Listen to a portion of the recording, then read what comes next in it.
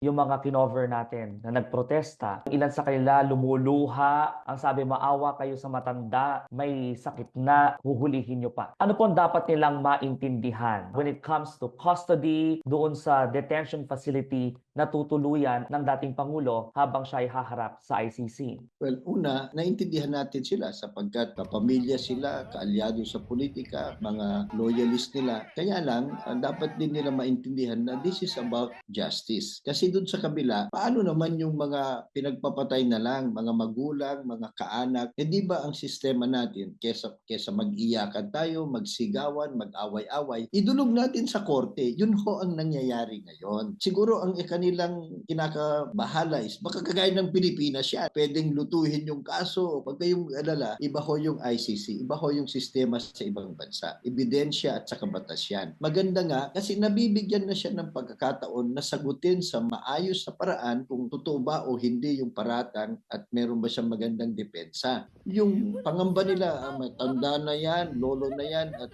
may sakit. Obligasyon at responsibilidad naman ng ICC na pangalagaan yung kanyang sakit kasi gusto nila buhay siya habang nalilitis para mabigyan siya ng due process. Siguro feeling nila, kagaya ng kulungan sa Pilipinas na kung minsan natutulog kang nakatayo. Hindi ho, dun ho naman maayos. Parang hotel yung kanilang detention place. So pagdasal natin silang lahat, no? Yung mga biktima, si President Duterte, ang importante dito, manaig ang katotohanan at mananagot yung may kasalanan kasi hindi naman natin mapagkaila na libo-libo ho ang natukhang